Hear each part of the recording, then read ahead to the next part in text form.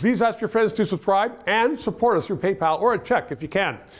Dan McTeague joins me. He was a long-standing Liberal MP when the Liberal Party was a Liberal Party. And we're going to be talking about immigration because here's a headline from Konrad Jakubowski in the Globe, smart writer. The Liberals' immigration policy is a recipe for economic decline. And it's always been in the past, bring in immigrants, especially in the health services, and they will work hard and contribute to the economy. And what his point is now that, first of all, they're not allowed to work hard in those disciplines. And secondly, our economy is faltering so much, they're now a drain on the economy as we try to support them. You agree with that, or you see that? I see that, and I guess even the Minister of Immigration finally admits it because they're going to change the basis on which they are going to accept people going forward.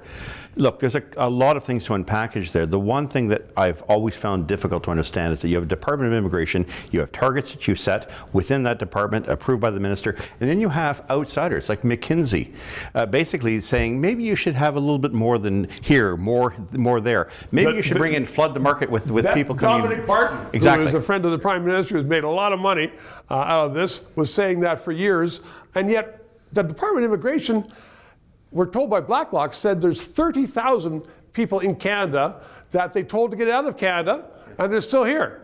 We can't track anything. You don't even know if they're here. And here's the problem. Last year we got the numbers off by about 1 million over the past couple of years. Now we're saying, well, we're going to go from a target of 485 to 525, somewhere within that number. Look, you have to start to recognize that it's not just refugees, it's not just immigration. We've allowed a lot of people in here as students. Those students come here thinking there's, millions of jobs and openings out here. A lot of them are winding up at food banks. You talk about not having the infrastructure in place. This is a colossal mistake, and again, sloppiness by the government. Well, it's a big country. We could accept a lot more people if we had an expanding economy. So therefore, we go back to the Trudeau policies. We are going to shut down the biggest engine of our economy, which is energy. Yeah.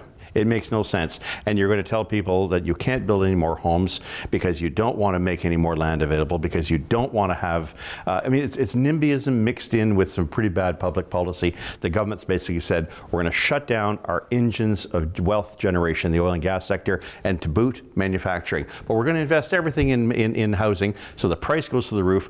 And not only can they not afford the new Canadians that are coming here looking for an opportunity, current Canadians can't afford rent and they can't afford their mortgages.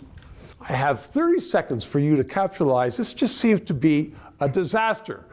A diminishing economy and more people depending on that economy, and our social services and the costs are going through the roof. I mean, where is this going to end up? Like the bell tower of the Titanic, there's talks of icebergs, Captain. I have a feeling we have a problem. We have a problem, and the only way it's going to be solved is by having a serious government that's committed to understanding the reality in front of it and putting the interests of Canadians first. Yes, immigration is important, but do it the right way. Do it the right way. Dan McTeague, 3 minutes. Liberties and freedom of speech are under attack in Canada like never before. So let's keep this discussion on the air. PayPal, write a check, and please include your address so I can write a thank you letter to you. And ask your friends, please subscribe. It's important to keep this on the air. And thank you.